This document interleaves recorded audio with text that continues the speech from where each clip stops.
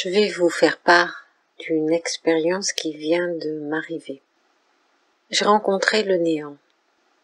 Jusqu'à présent, j'abordais mon développement personnel à travers la conscience. Prendre conscience et devenir conscient.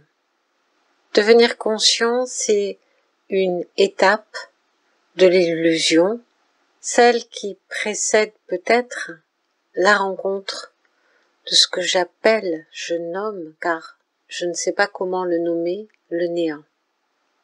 Prendre conscience m'a fait devenir un observateur.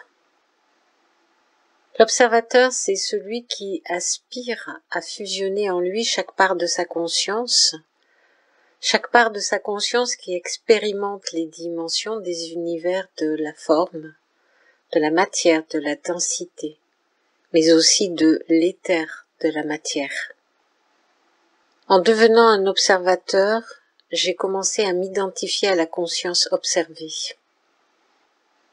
Je voyais l'évolution, celle de la conscience fusionnée, la conscience qui s'observe et qui, en s'observant, devient le point central de l'univers. La conscience qui peut ainsi manipuler l'ensemble des formes de l'univers. Il me paraissait alors que c'était l'ultime développement pour devenir un homme nouveau. En fait, l'observateur devient l'observation. Il est à la fois terrestre, intraterrestre, extraterrestre. La conscience revient vers l'unité, et alors, dans l'observation de la conscience, l'observateur devient la conscience. Il est l'épicentre du tout, centrique. En fait, cette étape ultime, c'est l'étape ultime du développement de l'ego. L'ego qui fait croire à l'humain qu'il évolue, qu'il se sépare enfin de ses mémoires, de toutes ses personnalités, qu'il s'extrait des consciences collectives pour incarner une conscience individuelle au sein du continuum collectif. La conscience ultime, c'est le leurre de l'ego. En cherchant à rejoindre le tout, celui qui observe s'identifie à la conscience du tout. Il devient alors non pas un homme nouveau, mais un surhumain. Car dans ce processus de conscientisation, l'ego fusionne les parts de lui-même et devient un ego centrique. Et l'homme se conscientise. Tout au moins, il pense qu'il se conscientise. J'étais encore dans ce processus il y a quelques jours, alors que s'est-il donc passé? Avec la conscience, l'être humain fait l'expérience du tout pour comprendre l'identification au tout. Le tout est la forme, la source est forme, l'expérience est l'expérience de la forme.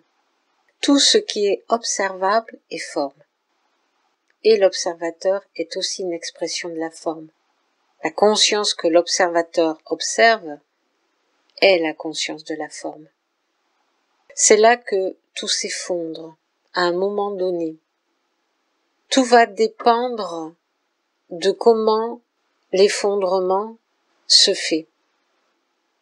Pour moi, c'est un seul mot qui a vibré fortement en moi.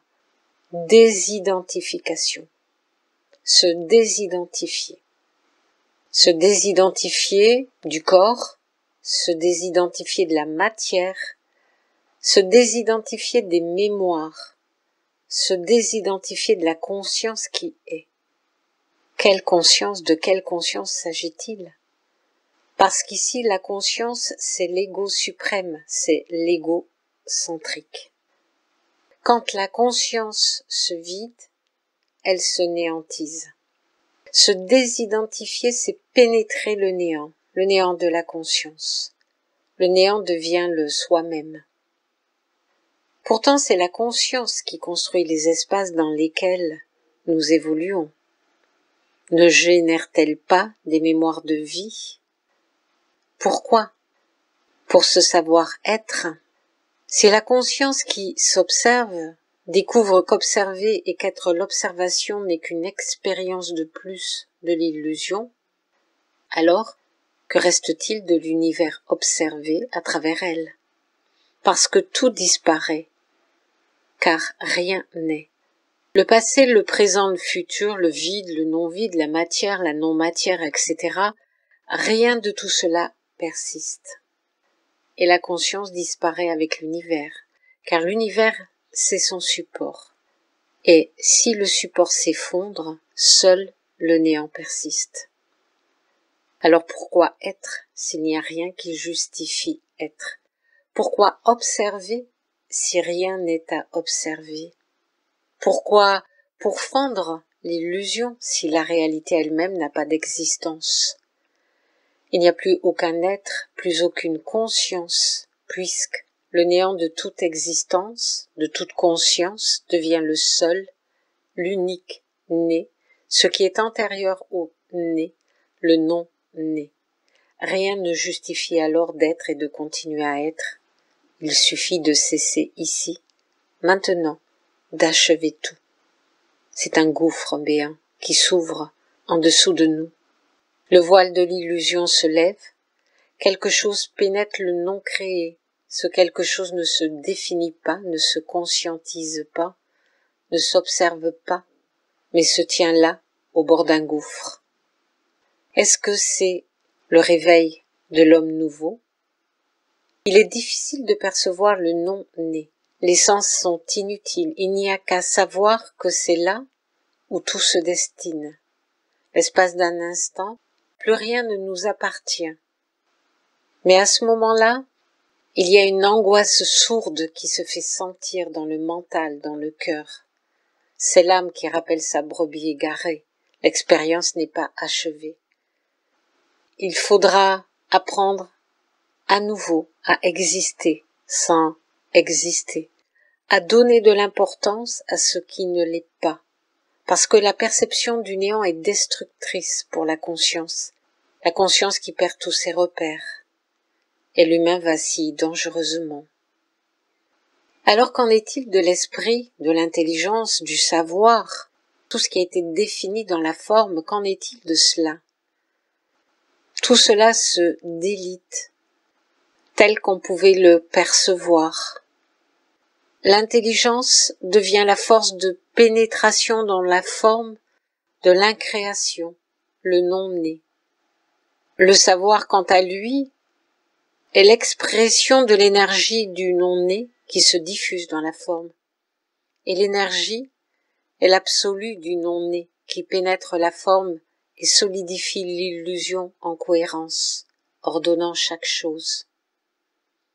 Et l'esprit, c'est le véhicule du néant, qui peut pénétrer la forme et absorber la conscience, les mémoires, toute vie, fusionner le tout. C'est le creuset alchimiste de la création de l'énergie du néant. Voilà, le voile s'est levé, découvrant le néant.